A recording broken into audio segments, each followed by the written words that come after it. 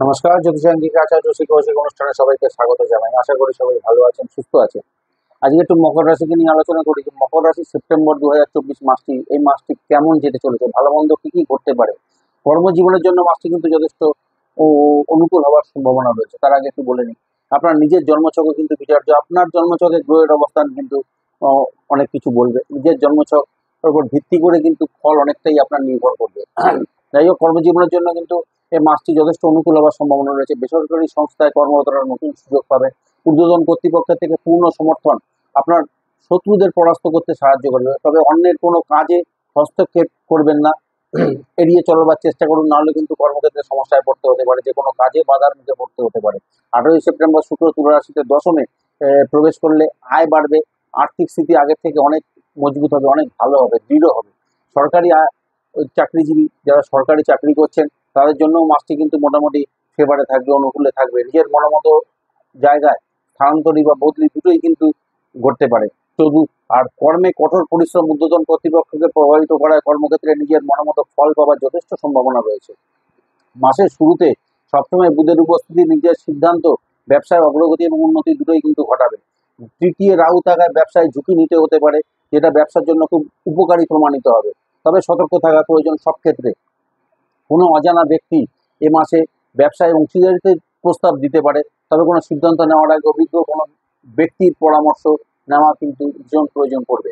আর যে কোনো সিদ্ধান্ত নেওয়ার আগে অভিজ্ঞ কোনো লোকের পরামর্শ নিয়ে চলুন, তবে কিন্তু খুব ভালো ফল পাবেন যে কোনো সমস্যার ক্ষেত্রে। সেটা কর্মক্ষেত্রে হতে পারে, ব্যবসা ক্ষেত্রে বা পারিবারিক ক্ষেত্রে, যে কোনো ক্ষেত্রে হতে পারে।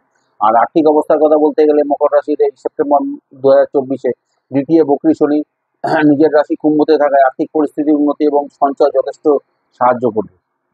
আর তবে অন্যান্য গ্রহদের যে অবস্থান থাকবে তাদের কিন্তু ব্যয় কিন্তু বাড়াতে পারে।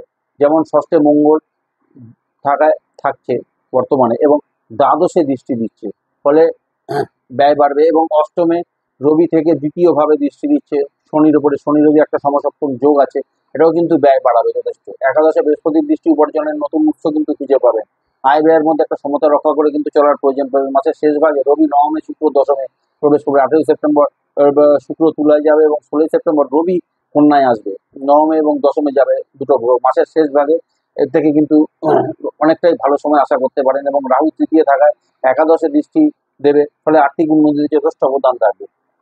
অনেকের ক্ষেত্রে নতুন গাড়ি, বাড়ি কেনার যথেষ্ট সম্ভাবনা রয়েছে। এটা আপনার জন্মছক কিন্তু কথা বলবে। আমি প্রথমেই যেটা বলেছি, আপনার জন্মছকও কিন্তু একটা বিচার্য, সেটা কিন্তু কথা বলবে। এছাড়া বিদেশি উৎস মারফত আর্থিক লাভের সম্ভাবনা কিন্তু যথেষ্ট পরিমাণে থাকছে। এ মাসে চোখ কান খোলা রেখে মাসে কাজ করার চেষ্টা করুন। ভাগ্য সহায়তার ফলে অপ্রত্যাশিত আর্থিক লাভের কিন্তু সম্ভাবনা, যথেষ্ট আর্থিক লাভও ঘটে যেতে পারে এই মাসে অনেকের ক্ষেত্রে। কারণ অনেকের শব্দটা এই জন্য ব্যবহার করলাম, প্রত্যেকের জন্মছকের গ্রহের অবস্থান প্রত্যেকের আলাদা, কাজেই এই অন্য অনেকের কথাটি এই জন্য আমাকে ব্যবহার করতে হলো। আর শরীর স্বাস্থ্য নিয়ে বলতে গেলে এ মাসে একটু সতর্ক থাকতে হবে শরীর স্বাস্থ্যের দিক দিয়ে। ষষ্ঠে মঙ্গল থাকা বিষয়টা, সুগার প্রেশার যাদের আছে তারা একটু সতর্ক থাকবেন। যারা ক্রনিক কোনো রোগে ভুগছেন দীর্ঘদিন ধরে, তাদের ক্ষেত্রে সমস্যা বাড়তে পারে। নিয়মিত ডাক্তারি পরামর্শ নিয়ে চলবার প্রয়োজন পড়বে। ডাক্তারি পরামর্শ নিয়ে চললে কিন্তু লাভবান হতে পারে। আর অষ্টমে শনির দৃষ্টি দুর্ঘটনার ঝুঁকি কিন্তু বাড়াবে, কাজেই সতর্ক হয়ে চলাফেরা করা, গাড়ি চালানো এবং দীর্ঘ ভ্রমণ এড়িয়ে চলা কিন্তু বাঞ্ছনীয়, নাহলে কিন্তু অনেক ক্ষেত্রে সমস্যায় পড়তে। এবং যদি জানো, প্রয়োজনীয় নিরাপত্তার ব্যবস্থা করে তবেই যাওয়া উচিত। চতুর্থে শনির দৃষ্টি মায়ের শরীর স্বাস্থ্য নিয়ে কিন্তু একটু সমস্যা থাকবে। 18 সেপ্টেম্বর শুক্র তুলা রাশিতে প্রবেশ করে চতুর্থে দৃষ্টি দেওয়ায় মায়ের শরীর স্বাস্থ্য ধীরে ধীরে স্বাভাবিকের দিকে যাবে আশা করা যায়। পঞ্চমের বৃহস্পতির অবস্থান প্রেম সম্পর্কের জন্য কিন্তু খুবই অনুকূল সময়। পারস্পরিক সমন্বয় বাড়বে, বন্ধন আরো দৃঢ় হবে, আরো ভালো হবে। অনেকের ক্ষেত্রে সম্পর্ক ভবিষ্যতে বিবাহে পরিণতি পাওয়ার কিন্তু যথেষ্ট সম্ভাবনা রয়েছে। আর বিবাহিতদের জন্য একটাই কথা, পারিবারিক পরিবেশ শান্তিপূর্ণ রাখতে যে কোনো দ্বন্দ্ব, অশান্তি থেকে দূরে থাকুন এবং পারস্পরিক সমন্বয় বাড়ানোর চেষ্টা করে চলুন, নচেত কিন্তু পরিবারে অশান্তি সৃষ্টি হতে পারে। আর বিবাহিত দম্পতিরা অনেকের ক্ষেত্রে পেশাগত আগ্রহের উপর ভিত্তি করে তাদের সঙ্গীর জন্য নতুন ব্যবসা শুরুর কথা চিন্তা ভাবনা করতে পারে। এবং যারা ইতিমধ্যেই এই ব্যবসায় নিযুক্ত, তারা কিন্তু এই সময় উল্লেখযোগ্য সাফল্য আপনারা পাবেন।